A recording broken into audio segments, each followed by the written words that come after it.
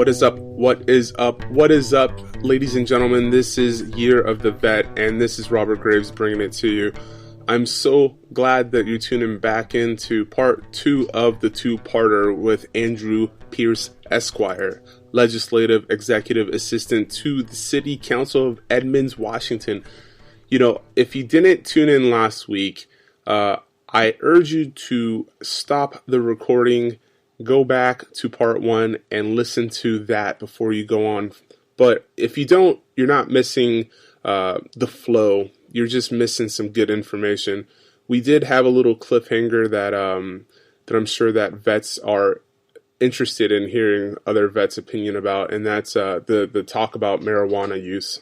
Also, if you missed last week, then you missed the beginning story of how he ended up where he is today. And it's a fantastic story that you really need to hear, because you could actually be walking that same path, and it's all about resemblance and likeliness.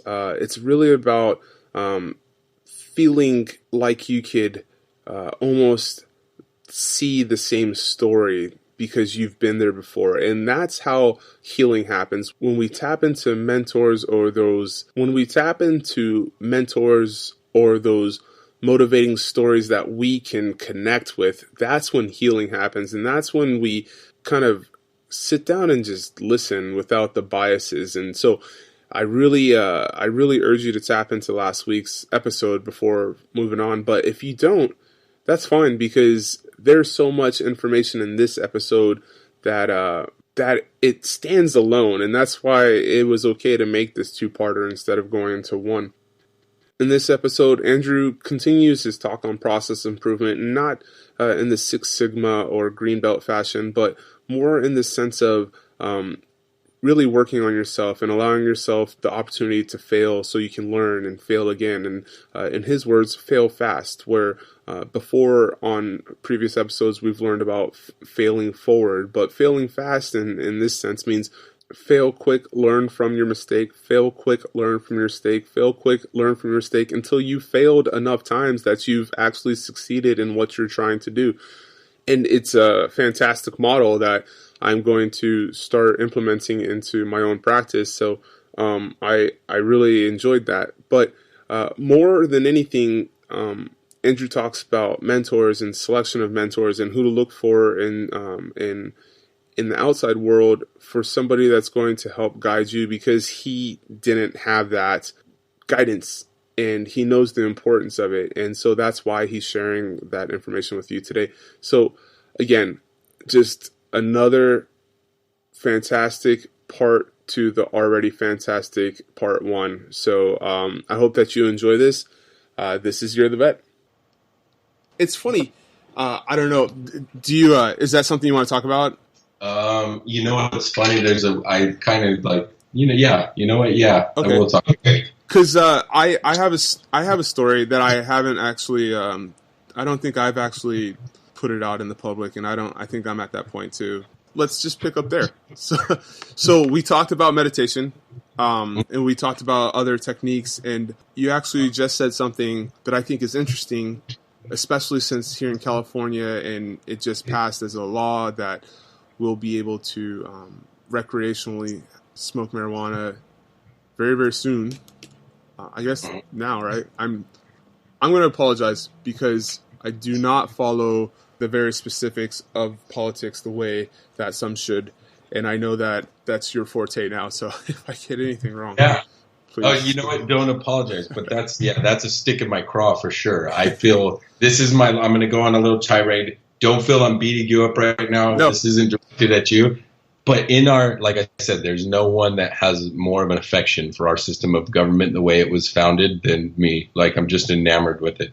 What it was supposed to be, not what it's been, not what our history has made it, but what it's supposed to be. Yeah. And to me, when you're given democracy, you're given self-rule, you've been handed something that not a lot of, and when it was done, especially, not a lot of people, actually no one had ever had before.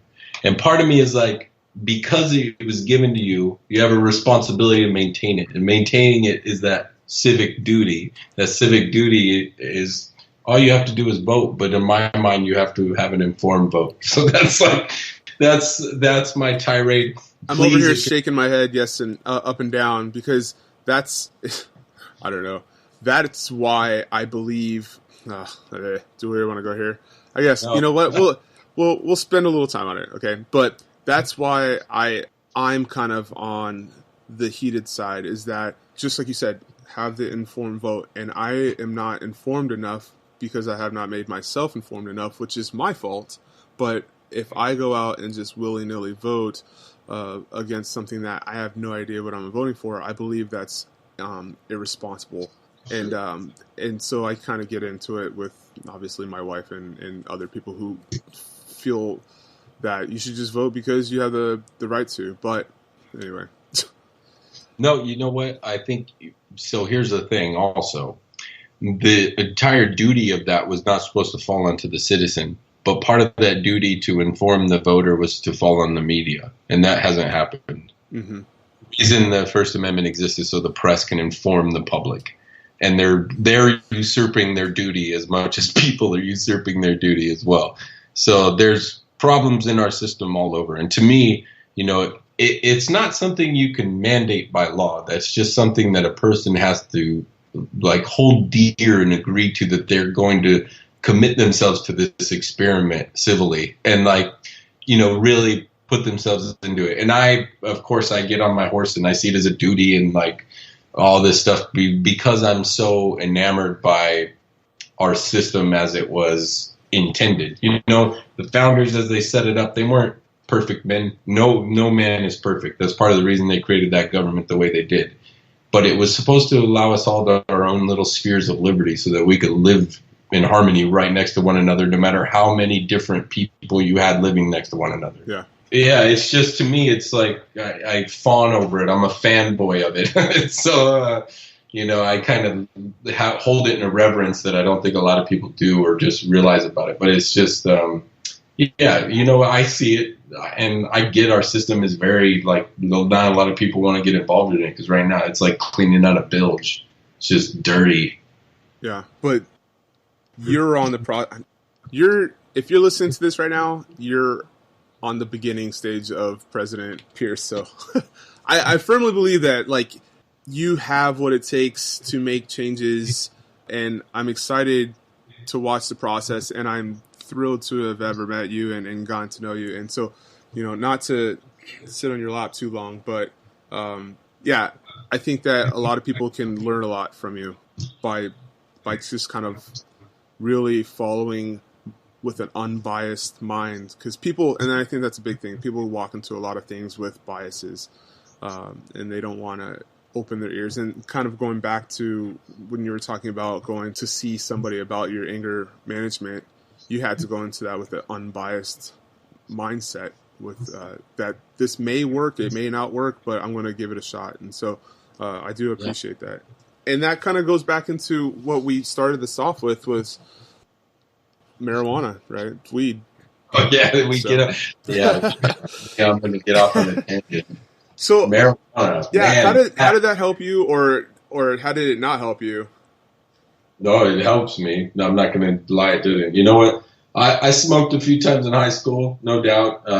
I was pretty good about it when I was in the Navy, but I knew guys who used while they were in, and some guys popped and some guys didn't.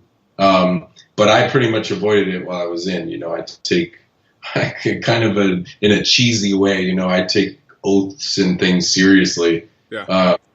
So, you know, it was part of the duty. You don't do it while you're in. And it was still illegal. Like, I'm not a teetotaler by any means, obviously, but it's just, I did have a real problem with it because it was prohibited, like using it and having it around. Not that I had a problem with people using it or felt icky about it or anything like that. I just was like, you know, I didn't want to get in trouble legally. I didn't feel it was a morally bad thing that was doing. I felt that it was fine for someone to use it because I personally seen the effects, and I've also seen people on it. It's not any more dangerous than alcohol, even if there's no beneficial use to the thing whatsoever. It's not as dangerous as alcohol. So I don't see the reason for a prohibition to put people in prison for 5 to 10 years for it. Yeah.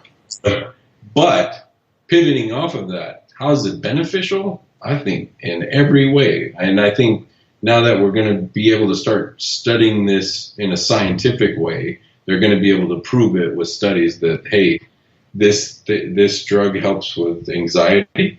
It helps with inflammation of the joints, so I started using it initially for pain. I mean, I had, like I said, I broke my leg kind of in a freak accident right before I got out. And I still have a bunch of pins in there, and it still gives me a lot of chronic pain. Well, I didn't want to, I have a problem with taking aspirin, repeatedly, or those kind of drugs repeatedly throughout the day. And of course, when you read studies on them, they give you ulcers, or they'll mess up your stomach. That's why you can't take more than one every day. You're not supposed to continually take pain medicines habitually. They're bad for you. Except when you look at marijuana, when you look at long-term studies, and don't think that these aren't out there. Marijuana recreationally has been legal in Amsterdam for over 20-something years. Mm-hmm. The one thing those Scandinavian people do better than anything is keep records of their people. From the minute a person is born in those countries till the minute they die, extensive records are kept on them for medical reasons, and it's just this trove of data. Well, they've been able to study the effects of marijuana smoke for over 20 years. That's a fantastic amount of data. Yeah. So to say, people get in arguments to say it's harmful and nothing, those have already been settled. And what they show is if you smoke marijuana exclusively, even if you smoke it, and you can take it in 100 different forms, we're finding out now, if you smoke it exclusively and smoke nothing else, there were no traces that it caused lung cancer. Mm-hmm. It's not smoking that causes lung cancer. It's the tar and the other chemicals inside. Not only that, and that's probably not proven 100%, but their studies show that that's likely the case. When they looked at exclusively marijuana smokers and exclusively tobacco smokers, the data was in complete opposite ends of the spectrum. But now you see that it's helping people with cerebral palsy, helping people with epilepsy. It's not even the part of the plant that's helping those people isn't even the psychoactive part of the plant. It's the THC, right? Or the CBDs.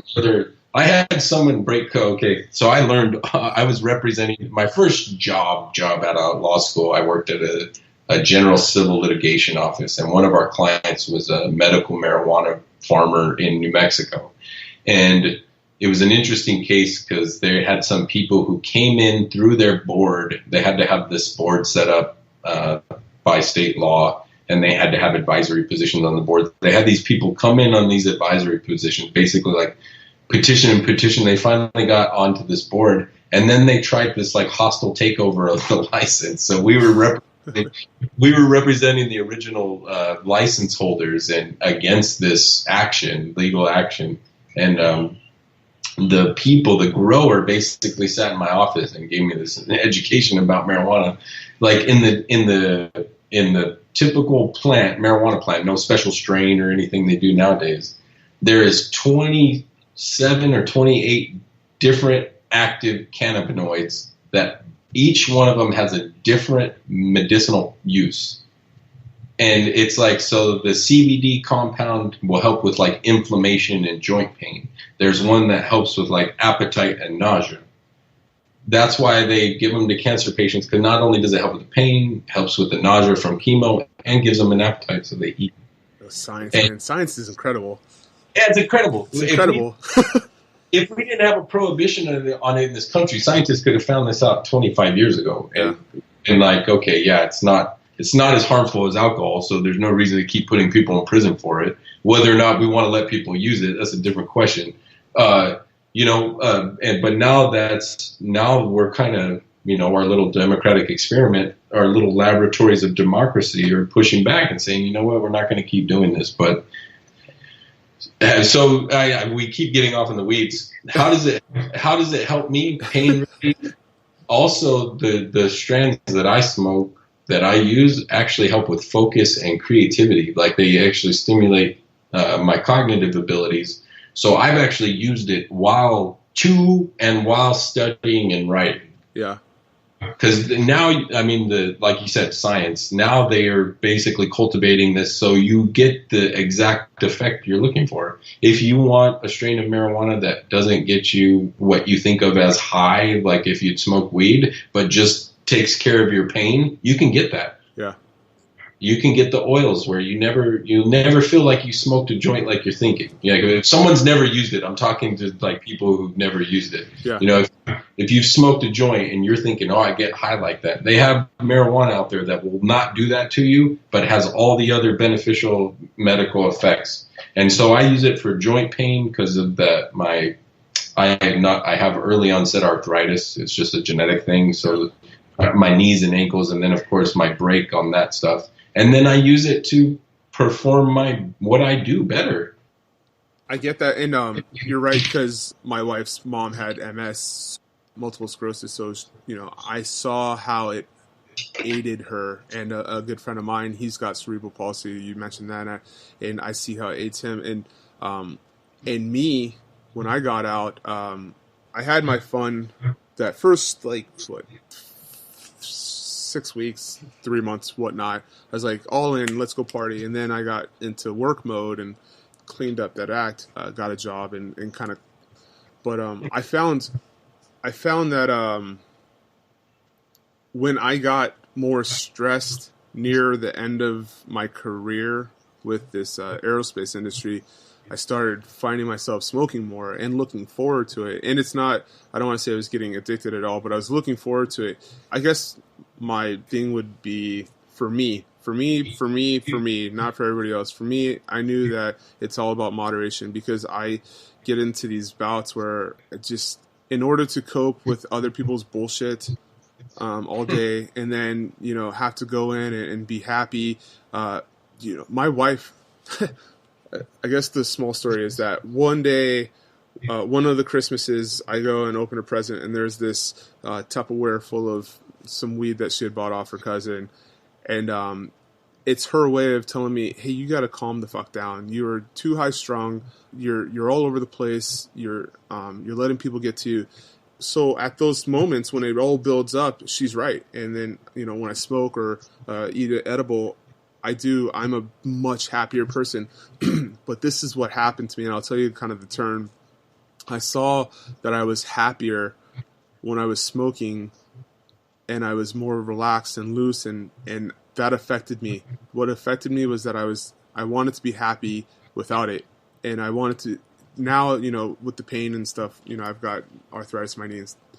I do want to partake in it all the time. I do, but I know that I want to find a way to be whole without it, and that's where I'm kind of battling. But again, that's me, and I know that I just know how I just know me. I know me. I'm taking over, as in it's my interview, but but I get. Well, you said we're having a discussion. Yeah, I get what you're saying, because I do feel sometimes that when I'm sitting here after I'd smoked, I can get a lot done. I'm always organizing some shit, but I have some of the best ideas to move forward with. A lot of the ideas that I've moved forward with now, I think the book came from a moment, and I guess if you're listening to this, the transitional book, How to Grow a Beard, that I wrote was a product of me sitting down one day and saying, I should write a book. And it happened, and here we are today. So there are tons of benefits, and you're absolutely right. And I think people should kind of stop shying away from or shunning those who use it for better purposes than just going out to just stop shunning people who smoke weed, period. It's we have that long history of stigma on it, and unfortunately that stigma was tinged in racism, and that stigma was tinged in propping up an industry. And so it's hard to shake that from the minds of a lot of people. But I think we're having quite a generational shift in our country right now. I mean, you and me are about the same age. And I mean, I don't know anybody in my inner circle who, one, hasn't tried it, or two, has a problem with it, even if they haven't tried it. Yeah. And so it's just kind of but there's still It's new in this whole. I literally thought when I started, hearing the tremblings of legalization in the country, I really thought maybe 25, 30 years. Yeah, we'll see it. It's been a really fast, expansive. I mean, it's medically legal in over like 30 something states now, and it's now recreationally legal in 6. I mean, and it's recreationally legal in the largest state in the union too. When California does something, it has a big effect. Oh yeah, because there's more people in California than anywhere, and so when you see because what's going to happen is you think Colorado's made a lot of money on marijuana tax. Wait till Californians buy. Oh yeah, it's crazy. Yeah, because you can even make hemp. I mean, you can use the plant itself for other. Yeah. It's not just smoking. And it's renewable. That's the thing. Paper, fiber, anything you can make out of the plant itself. And the prohibition on it. I mean, if you look at every aspect of the prohibition, it's prohibited. We can't grow it as an agricultural crop for fiber. That's ridiculous. To look at the prohibition legally, we're putting people in prison for years of their life for this, which is absurd. If you look at the prohibition from a public safety standpoint, it's not any more. It's actually far less dangerous than alcohol, and yet you can buy alcohol on nearly every corner in America. Yeah. If you look at the prohibition from a medical standpoint, it's ridiculous. So, getting over that cultural stigma has been the only real roadblock of it. Because once, I mean, what these states who legalize it, what Colorado showed us, and being you got to, God bless their heart, they have a really free mindset there in Colorado. When they made it a state constitutional amendment that it's now legal, it opened it almost completely freely. So it's not unregulatable, but they made it a state constitutional amendment so people can grow it in their yards. You can have a shop of it where pretty much almost wherever you want. I think they have limitations around schools and churches and things like that, which is reasonable. Mm-hmm. But what you see is now in Colorado, you even have cafes where you can do it almost in public. You have to be in the cafe to do it. And what they saw is it had no moral or real degradation on society. Mm-hmm. And it just blew the whole stigma, the cultural stigma of it out of the water. Yeah. And so now I think you see the snowball effect of that. I had this talk with Arlene, and it's like, I'd like to go get a card. However, we're so, I guess, professionally tied by the hands. I can't take the risk of having dirty piss if I want to go somewhere, and that's the only thing. That's the one thing that's kind of like setting me to the side on my personal use. But anyway. No, I know what you mean. It's unfortunate. I know exactly what you mean. The reason I was hesitant to talk about this in the first place is because I was thinking about my future professionally. Yeah, that's actually the sentence, the term I say is, well, what if I want to run for president one day? I can't, or what if I want to run for Congress? So, right. I can't get a card. But what if you want to get a job with the state? Yeah. Or what if you want, it's still, here in Washington, it's still, it's legal publicly, but here's the hanger. If a private company still says you can't work here if you piss positive for marijuana, that's okay. Yeah. And I'm like, how can you have that policy when it's legal in the state? Yeah. And so it really is coming to this head where, there was a time there where I was applying to be a foreign service officer, and I was just like, I'm really going to have to change my lifestyle, because I would have gone back to it. I'm like, if it's something my job prohibits, I wouldn't do it. Yeah. Because I'm not going to risk anything professionally to, that's not something I absolutely have to live. Yes, It makes my life better in every single way I can use it to make my life better, but I'm not going to jeopardize my family's food on their table. Exactly. Exactly. 1,000% exactly. So you got out of the Navy. You had to go through some ups and downs of trying to figure some stuff out. For instance, you almost missed the deadline for applying to college, and then you met somebody at a job you had that happened to be a college counselor. Do you believe in fate at all? Do you believe in that you're being guided to something better? Do you believe that you're creating your own destiny, so to say? That's why I'm not a big believer in it, but sometimes, you're confronted with these moments that you look back upon and you go, it just doesn't make any sense any other way. Yeah. It was kind of put there. It seems like it's a reason. And I don't know if it's circumstance or if it's destiny, but it seems that there are those turning points, and whatever you want to call it, I think there are those moments when everybody comes there. You see, hey, something was put my way that you either pivot on and you make a decision to act on what gets presented in front of you, or you don't. That person could have came into the gym and said, I work at a community college, and I'd be like, right now I got to go worry about my other shift. And, it would have never been a history check in my past. It would have been like, so that was a pivotal moment. Yep. But I think if you're, like we talked about before, if you're open-minded to some things that come in front of you, and you're willing to talk with people, to see a lot of stuff that's come around in my life is just because I can talk somebody's ear off. If you could tell from this, you can't shut me up. I would talk to people, and that's where it comes out what they do, who they know. Oh, let me get you in touch with this people. And when you talk to people, when you create that personal link with them, even if you're not a great orator or you can't, you have nerves talking. When you get face to face someone, it's a lot easier to talk to them about something. And people are so quick to want to make connections and put you in places and do favors for another human being. We're all like that. We all want to do it. If you have somebody come up to you and say, hey, Mr. Graves, I'm trying to do this, and you're there, do you be like, I don't have time for you, kid? Or do you go, yeah, man, let me sit down with you? Yeah. Yeah, I've never been shunted away from asking someone for their expertise, man. So it's really, struggling, whether it's fate or whether it's coincidence or it's fate, I don't know. But be mindful to key on moments that might be important for you, or that you come across somebody that, hey, this might be a person I want to know in the future. Yeah. And try to cultivate that relationship. And you can seek that out. It might not, you don't just run into that person by happenstance. That has happened to me. I'm sure it's happened to a lot of people.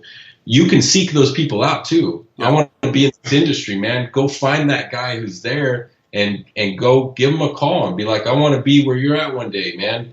And they get such an ego fluff out of that shit. They are going to go sit with you and talk with you about it and feel like they have knowledge to give to you. Like it fluffs an ego, and I've never been turned away. So anyone who's transitioning out into the civilian world and thinking like, man, how can I meet someone in there? Just go old school, get them on the phone. That's right. I want to be your best friend.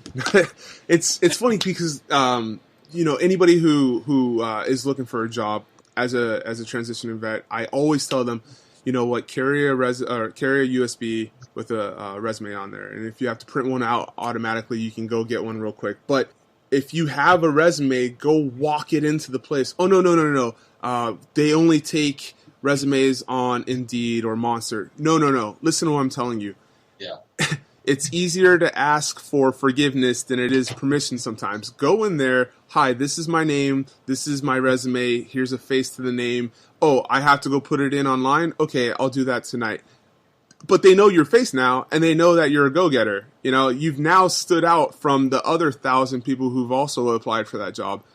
But yeah, I'm a big proponent on looking, watching out for those open doors, because if you don't want to call it fate, it's still a door that opened, and you got to peek your head through it, because if you don't peek your head through it, you'll never know what's on the other side. Yeah, to be honest with you, when you ask me that question, I'm not a believer in fate. I believe you make your own opportunities. And I'm like, if you want to be somewhere or do something, you can work hard enough to do it. Now, if it doesn't work out, if you fail at it, that happens in life, man. It happens to everybody. Everybody hits a setback. Everybody gets roadblocks thrown in the way. Shit, I don't have to tell you this. I know that you had one route set out, and then you had to make a course correction, man. Yep. And so you're hit with failure, but like like I said, the opportunity, you got to find out the way to make your opportunities. And there's nothing like, I don't hate, aligning myself with the fates, because it is still, I'm so blown away by the mysteries of our universe that it could be, who fucking knows? But at the same time, I've found out in my life that the more I go after something, the more it becomes an opportunity for me to be there. Yeah. Now, I've failed that I've applied to law schools I didn't get into. I've applied for jobs where I interviewed and didn't get it. I've been completely shunned from applying for a job. I've done the whole gamut of things. I've hit failure after failure. I went almost 3 years out of law school without a job in the legal profession because of circumstances within and without my control. So having your mind in that mindset that you can create your own success is important. And it gives someone the enthusiasm to approach a goal, to say, hey, if the hard work I put into this is going to make it. I don't like people having the notion of consequence, because it gives them the mindset that their success isn't up to them. Mm-hmm. And so I don't like putting that in my mind. So I am the ability that, like Jack Nicklaus said, or I'm sorry, it wasn't Jack Nicklaus, Arnold Palmer said, I see that the more I practice, the luckier I get. Yeah. So it's one of those things. The more you stick at it, those opportunities are going to come around with you. And I'm a sucker for cheesy sayings, but you stop getting second chances the minute you stop taking them. Yeah, absolutely, 1,000%. And it really ties into where you are today, because you had to make the decision. You went to college, and then you made a decision at some point that you were going to actually pull the trigger and go to law school. And at the time, you are already a family man, right? Am I correct? Yeah. Well, Sarah and I we got married when I transferred to Berkeley. Yeah. What's that process? Because there's a mindset that I can't continue going down this path because there's other people depending on me, right? There's a mental pull. There's a struggle, right? Did you experience that? Yeah, I still do. I look at jobs, like for now, right now I look at this election and I go, man, if I didn't have family, I could pack my bag and I could move down to DC tomorrow and jump in with some think tank and just start doing that. Or I could go and take a job as a journalist. I've thought of that, but I'm like, man, I can't just shift careers right now. I have children and stuff. Like, I got to make sure that is taken care of first. Yeah. Like that's first and foremost. Where as a animal, as a human animal, as soon as you have children and a wife too, societally, you take on a wife, your whole perspective changes on your responsibilities, and your expectations change also from your spouse. And this goes, and you're married now. Now you have a son who's, coming into his tender years. And but as soon as I married Sarah, our relationship changed from being boyfriend, girlfriend, fiance to husband and wife. It was like, okay, now we have to start working on those husband and wife goals, like setting up retirements and when are we going to have a house, and and I'm not saying that I was pressured by my spouse. That's not what happened at all, to get those things. But those things are now expectations, like that we want to create that base for our family. And while you're doing that, while you're trying to do the other things in life, while you're trying to it's hard to manage that, because you've got to go, baby, I love you to death. I'm going to get you all those things I want. But right now we're going to struggle for a little while. You have to understand that. And then, we went through stages of that. And I think this is applicable for guys who probably already have families and who are transitioning, because you get out and all of a sudden you have that mindset, like, I got to care for number one, and then I got to work on that. But you might have goals that you're like, man, I want to get there. How do I get there with the family? And I tell you what, There's a lot of guys I know, guys and gals. Every time I say guys, gals, you're included in that. Just the military thing. Because if you look at my network, I have a ton of female veterans who are doing their thing, who are, busting down doors in their own industry. And so they're included. I say guys colloquially, and I know I got to break that sexist pronoun and be better about including the girls into it. But there are females out there who have that same mindset as us, and because they went through the same experience we did, and they're busting shit up too. That's right. But what I'm saying is, oh man, I got distracted. No, you're saying that guys and gals getting out with families, thinking about number one, but then they're at this mindset that you're trying to achieve goals, and your goals might be lofty, like mine were. Yeah. You said you may at some point you decided to go to law school. I decided to go to law school the day I signed up at community college. Gotcha. I was going for the time for all of it, and that's why part of the reason when I started, I kept my head down. And I graduated early, so I didn't have to stay there for the full 7 years, and I could do 6 years instead. Yeah. And trying to do that while you're weighing the expectations of your family is difficult. I was fortunate I didn't already have kids and I'm trying to do this, but I know guys and gals who did, man, and they already had kids and then they're going to school and busting ass. And, human beings are a miraculous species in that we figure out how to get through shit. Like, we just do it. And it's, if you make your mind up that you want something bad enough and that you're going to work for it, you're going to figure out how to do the logistics and you're going to figure out how all that other stuff. And it really is. And here's another one of their cheesy sayings, man. A man who has a why can endure any how. And it's just, you figure out what your motivation is. If your motivation is strictly, I need to take care of my family's the most important, I guarantee you're going to bust your ass every day. Yeah. If your motivation was like me and my goal is like, damn, I want to help as many people as I can and make life better for generations to come. How can I do that? Oh, I need to get there. I need to be in that position there so I can do that work. Yeah.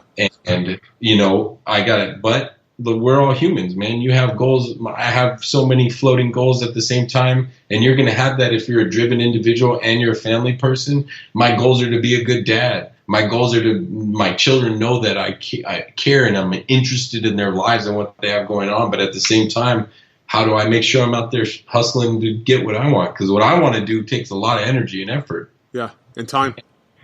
Yeah, and you know better. I'm preaching to the choir here, but it's like I want to be successful in all those areas, and you feel all the time that you're not because you feel that you're going to sacrifice one over the other. And I'm going to tell you right now, if you're listening to me for any kind of wisdom, and I've thought about this and contemplated it long and hard, it's not quantity, it's quality. That's right. When you get in there with your son, you might only have half an hour a day, but you make that half an hour the best half hour. You read him books. It's all about him, nothing else. You don't give him distracted time. And I guarantee you that means more than that. So there's a way I just got chills. There's a way to find that balance. And you know what? It's a constant struggle. I'm not going to say I got it figured out because there are times that I need to be reminded by my spouse that I'm slacking. Yeah. And, there are times, so it's a constant thing. You're always working as a human being. I think the struggle to become a to achieve the goals you want to instill the values you want in yourself and those around you. It's a constant work. You're never done with it. Yeah. It's a practical thing. And that's why it's like practicing law or practicing medicine because it's always evolving. It's always changing. You always have to learn and change yourself and change your outlook. And when you learn new things, you have new experiences, that changes your views and outlooks and your processes and all that. So continue learning, keep an open mind, and, like I said, rely on others, be open-minded to try different things and figure out how you can incorporate, time management skills, relationship skills, so that you can have a good, husband-wife relationship while you're out spending 70 hours a week at your job. Because I've been there. Yeah. I've been at the law firm where I put in 55 hours in 3 days. Yeah. I've been, and you're going to have times where if you're trying to achieve goals, you're going to have to be away from that. And you're going to feel like, man, I'm not meeting my responsibilities in that area. What does that feel like?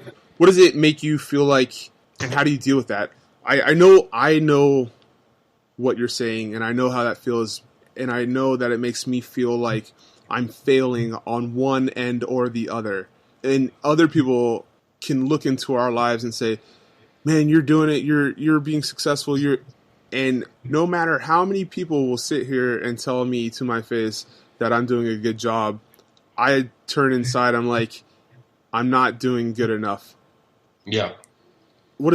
How does do you go through that same thing? I do. And I don't know. I think that might be just innate to being a human being. We're always more critical. There's a fascinating thing about the human brain, and I learned this through trying to become a better parent and learn about child rearing skills and all that shit. Yeah.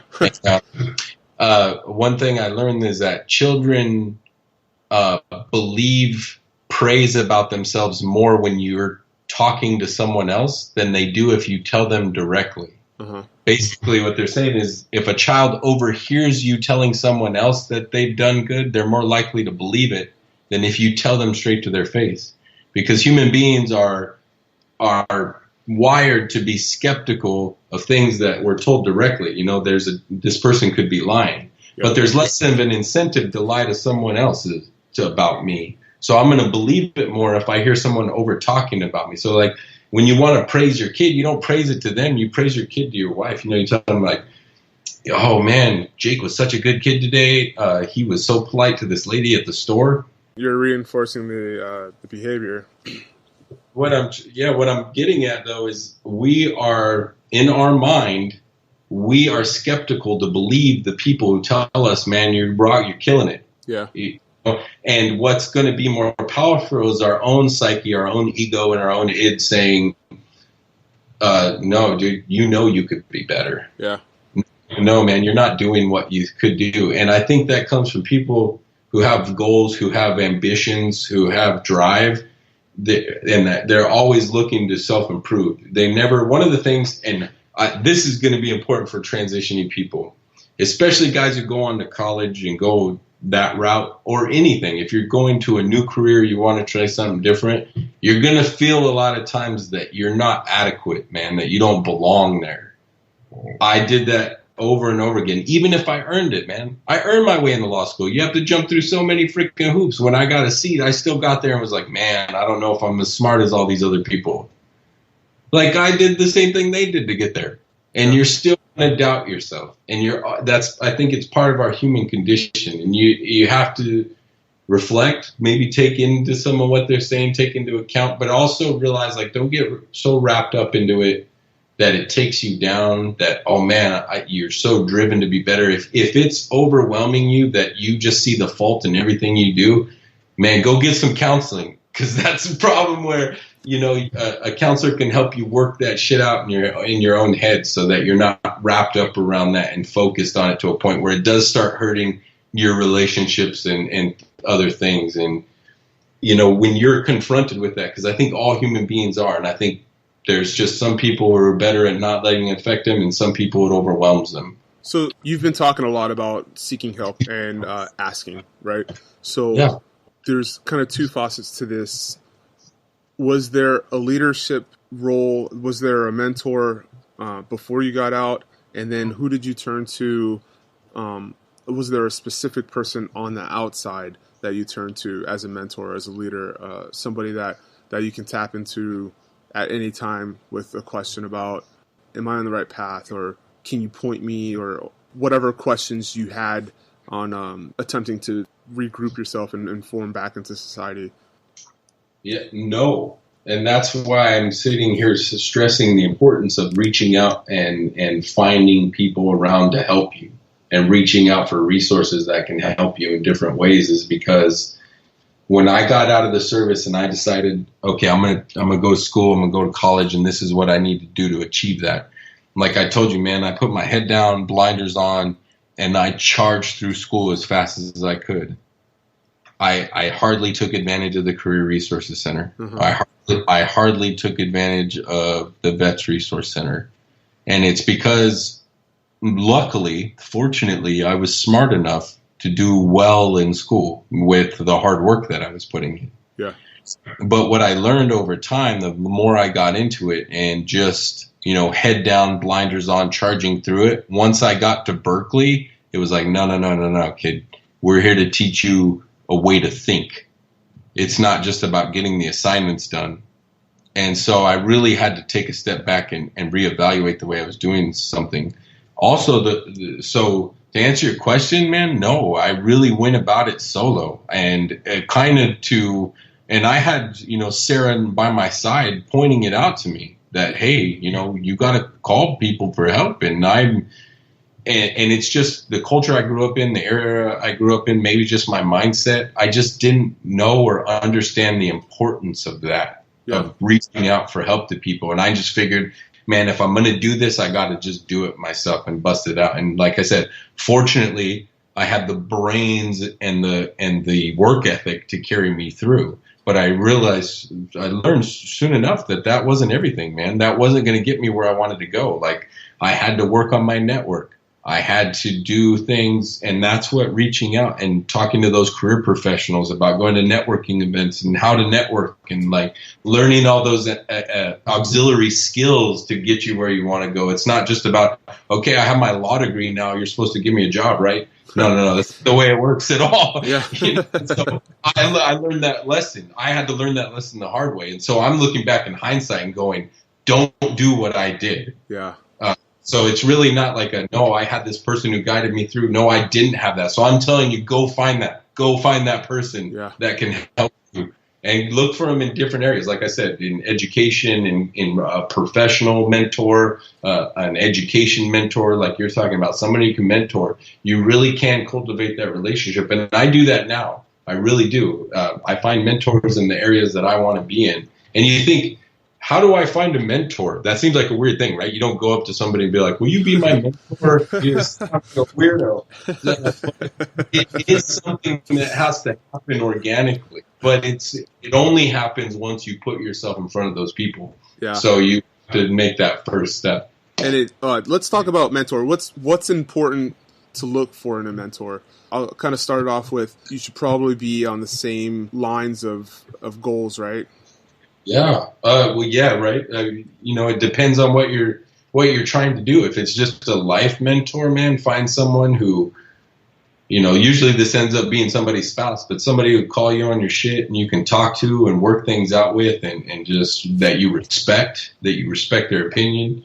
And if you can surround yourself personally with people like that, that's great. A lot of those family members, when you shift that professionally and you start looking at people where you want to be, there's still some of those personality aspects to it, because, you don't want to force yourself to just be a Klingon to somebody because they think you're going to get you somewhere. Yeah. Like, you want to mentor somebody that has something to offer you. And so what I tell people a lot of times is try to find a mentor that has a lot of similar traits to you, not only maybe if you similar background. Like, I've reached out to people I knew were veterans because I knew they would know some of what I've gone through. Mm-hmm. I reached out to people who I knew, grew up poor, grew up in the hood, and made it to where I wanted to be, so that they knew some of my struggles. Mm-hmm.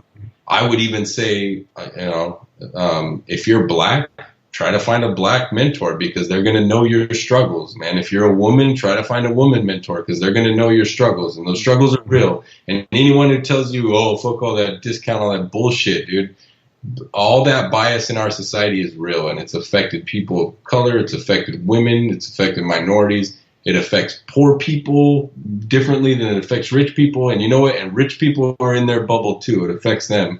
We all have biases. And so if you can find someone where more of those biases against you will be eliminated, the better advice you can get from that person. Yeah. And that's exactly how I feel about that, where you got to find somebody that you relate to, right? And whether it be, just like you're saying, whether it be sex, race, age, or struggle, that person also has to have some insight onto where you're trying to reach. So if you're trying to, for instance, you were saying earlier that you made phone calls and I want to be in the position you're in right now. That's what I mean by where you're trying to reach.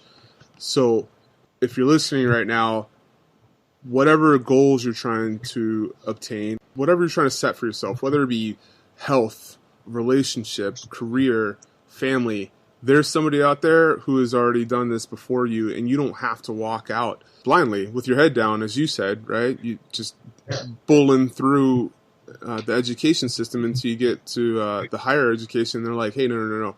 We're going to teach you something you haven't even experienced before. That's the kind of mentors you should be looking for. Somebody who's willing to give you something, I don't want to say for free, but freely. And not in a very, not quid pro quo, scratch my back, scratch yours kind of thing. So I know, but you like just being altruistic about their relationship with you. Exactly. Yeah, making sure that if someone's taking advantage of you, know your worth. Don't let anybody take advantage of you, because you know what? That's the kind of person you don't want to be around anyway, because they've done that. Since you've been out, have you experienced somebody? So here you are, and I've experienced this. This is why I'm asking. Here you are, you're busting your ass. You're in school. You're making moves. You're setting up appointments that maybe your peers haven't even thought about setting up. Were there people kind of trying to ride your coattails at the same time? Like, hey, let me get in this interview too, or hey, can you introduce me to so? Because I experienced a lot of that when I started my business. Yeah, you'll get that, and I've had my biggest experience with. I've had people who I've worked for take advantage of me, and you straight up, flat out use me, and it's a dirty feeling. You feel like you've been wronged. You want justice, and you have been wronged. I want justice. Yeah. About glomming on, and I've had that too. Oh, you know what? And it comes in the craziest ways, man. I've been, so at the last law firm I worked at, they had a library, and I checked out some of the books, and I was reading them on the bus ride back and forth between work. And the book is stamped with the firm's name on the outside of it. I'm sitting there on the bus, like in a book, and some lady walked up to me and tapped me on the shoulder and starts up a conversation about the law firm. Oh, you work at Davis, Wright, Tremaine? Yeah, I'm there temporarily. I got a contract to hire thing, And we're sitting there talking. She's like, oh, yeah, I interviewed there once. Do you know this person there? Yeah. And she whipped out her card for me to give it on to the person. I was like, man, I don't even know you. That was her open door, though. Yeah, you know what? Not that I fault her for doing what she was doing at all. I didn't. But I'm just like, man, you didn't wait 30 seconds before you tried to get something out of me. And if you go into a relationship like that, you go up to somebody and you make it obvious that you're just trying to get something out of them, and it works both ways. You can identify it right way, and if you go into trying to network with somebody, going, well, do you know how I can get a job? Man, they're not going to fuck with you ever again. Yeah. You got to go in there just being like, I just want to know what you know. What insight can you give me? And trust me, later on down the line, might not right there, but later on down the line, that's going to lead to opportunities. And the more people you can do that for, the more opportunities are going to come quickly. So when you're looking for a mentor, I don't have so much advice or an experience of people trying to glom onto me and get something from me. I think we all have a story like that. And I have a story definitely of employers abusing me. But, just when you're kind of going back, when you're looking about who you want to surround yourself with, look for that little altruistic vein in their relationship with you. And also, the best way to cultivate that is have that altruistic vein in your relationship with them. When you go with them, don't try to be getting anything out of them. Just trying to go for that experience and that knowledge. Let me talk to you and that will actually lead later in the line to experiences, because they're going to come across their circle one day and they're going to go, hey, man, I got this job opening over here and we got to fill it. I just had somebody leave, and they go, you know what? I just talked to this kid, man, who wants to be there. Yeah. You should give him a shot. So it's going to come without you having to ask for it. So don't ask for it. Fuck it up.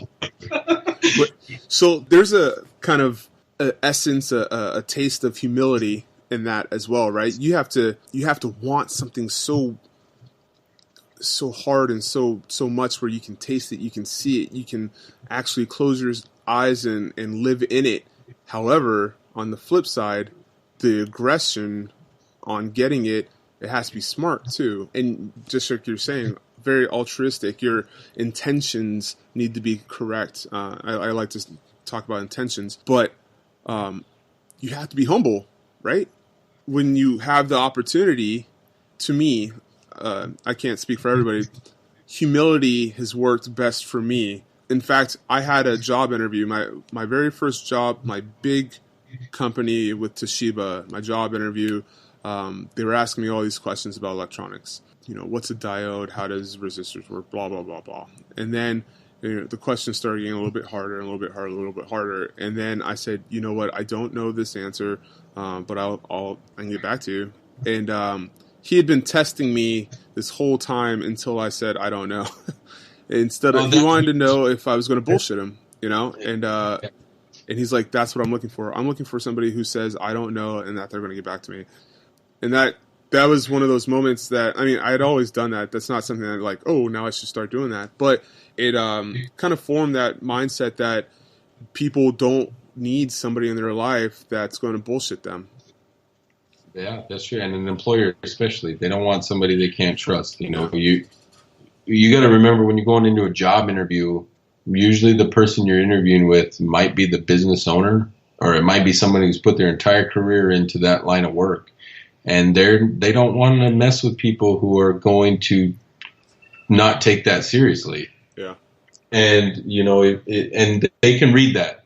Like you said, he was waiting to get you there to see if you would bullshit him or not. He would know when you were bullshitting him. Oh, yeah. So it's going to be better, be honest with you. And a lot of the times people, and I think veterans do this a lot. I think I do it a lot. And part of that came from my inadequacy feelings of, do I belong here? Have I earned it kind of thing. But it goes back to people seeing ignorance as a flaw. Ignorance is not a flaw. It just means you don't know. The flaw is allowing your ignorance to get you into trouble. And people, back to my cheesy sayings, dude, like an error never becomes a mistake until you refuse to correct it. Like you can get things wrong and you can fail and you can say in an interview, I don't know, and you're going to be all right. Yeah. And I think a lot of the people get wrapped up with, especially in the job process, if we're talking about transitioning and you're in the career field, you get nervous going into that interview saying, man, I just want to knock every answer out of the park. Yeah. And what I try to tell people, just from my experience going through it, I've been through a ton of interviews now. The best thing you can do is be a genuine person in that interview. Just be genuinely yourself. And the reason you're in that interview is because you have the skills and background necessary for the position. They want to know if you're a person that they have in their company. You don't have to impress them. It might be different. Like you said, you're a technical job. They're going to ask you some technical questions. But and that comes into prepare yourself for the job interview. Do your research. Know who the company you're trying to work for. Know what they do. Kind of run through your head how you would answer a question given to you. And you can go online and find 1,000,001 interview questions and prepare and answer it. But the best advice I can give is be genuine. First off, you're not going to lie, and people are going to have a tendency to try to lie and bullshit and make themselves sound better than they are. That is noticed. You can tell immediately when someone's bullshitting, almost immediately. You could be the best liar in the world and people can still find you out. And also what it does is it calms you down. When you're not trying to come up with an answer and you're just speaking from the heart and speaking genuinely, you come off a lot clearer and more succinct. And you're going to get better answers that way. So like when I'm helping people prepare for job interviews, and I've done this a few times and just kind of coached them up on it, I just say, like, have a conversation with the person. You just have question and answer. That's all you're doing. And people get wrapped up because it means a lot. In our primitive brains, is still telling us, this is the freaking zebra you have to kill to eat tonight. Yeah. And so all the stress of not killing that zebra and not eating piles in our brain. Our brain doesn't go, oh man, it's just a job interview. You're going to walk out of here still alive. No, our brain goes, oh shit, there's something scary happening here. Are we going to die? Yeah. That's how your brain registers that stress. And that can freak people out. And so I just try to tell them, if you're genuine, that stress is going to fade away a lot faster. You're going to be a lot less nervous. And also practicing helps it. But yeah, don't be fake. Be genuine in all your interactions, and people are going to see it. And don't, like I'm saying, I know this from personal experience. I felt inadequate where I was getting to. I grew up, before we moved to Podunk, nowhere in New Mexico, I grew up in the hood in Oakland. And, not nice neighborhood, Yeah. and we were poor there, and we were poor when we moved, and we stayed poor for a long time. And, you come into these situations where you feel our society has told you don't belong there, man.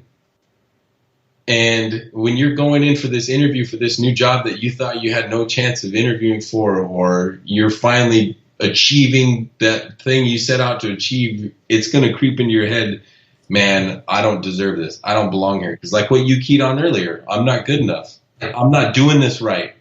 Man, forget all that and just, I try to tell people, what can they tell you? No, you're in the exact same position you were before you walked in there. Right? Hey, that's 1,000%.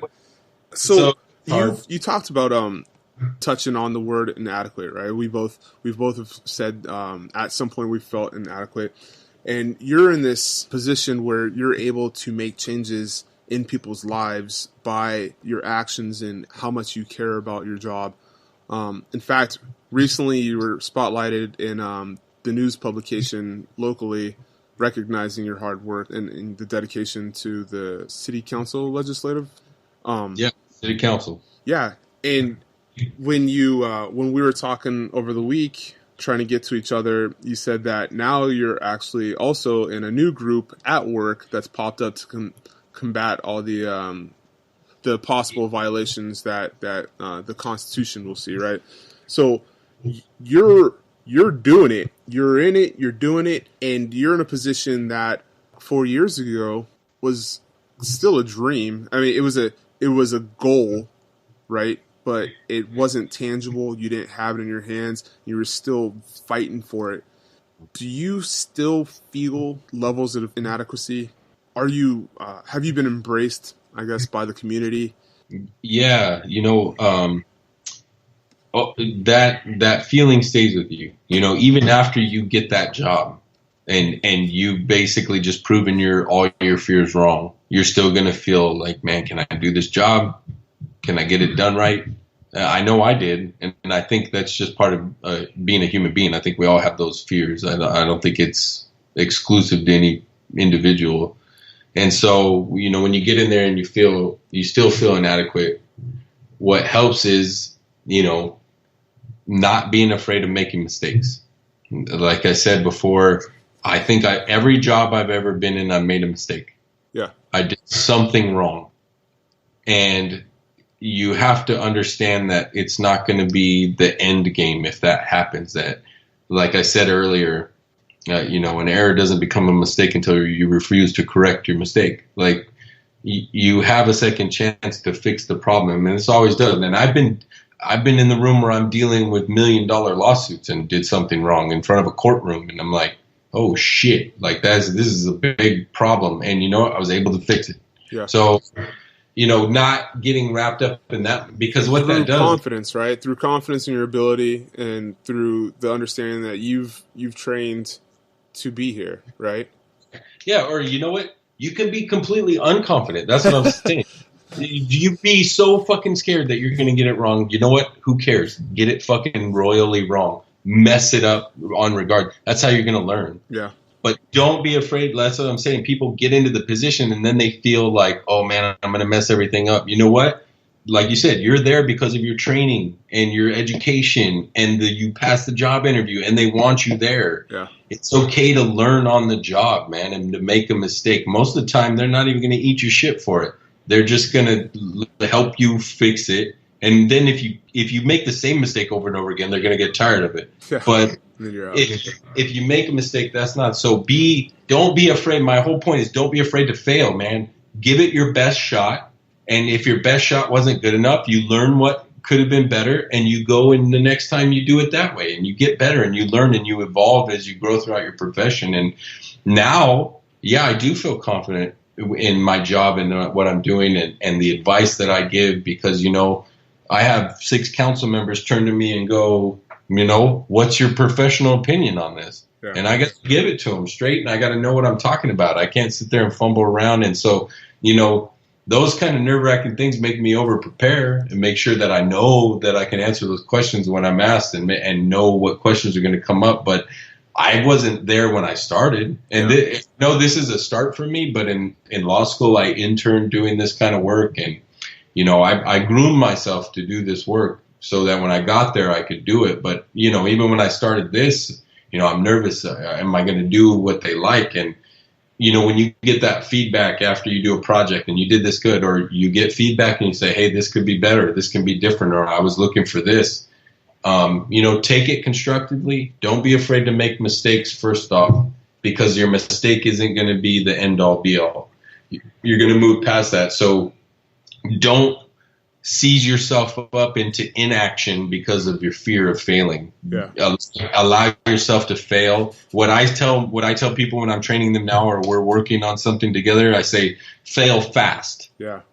You fail and then get over it, and then not get over it like physically, like mentally, but like, okay, learn from your mistake, and then how do we fix it? And so fail fast, like fail fast, and fail, and then that'll get us to the right answer sooner than dragging your feet because you're afraid to fail. That's cool. Like, fail, pick back up, do it again, fail real quick, pick back. Yeah.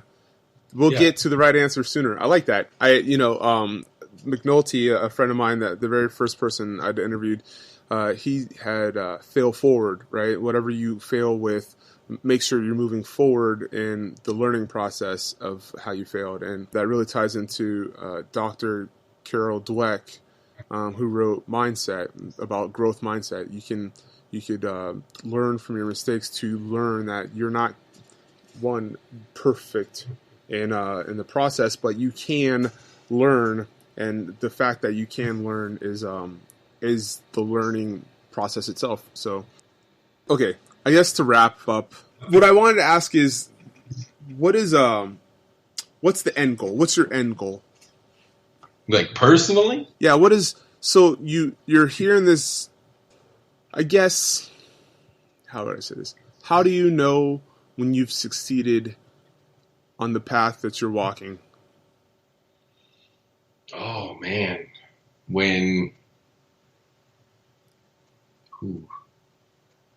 See, that's the hard part in my line of work. If I do what I want to do correctly, I should hardly ever meet most of the people I've helped. Mm-hmm.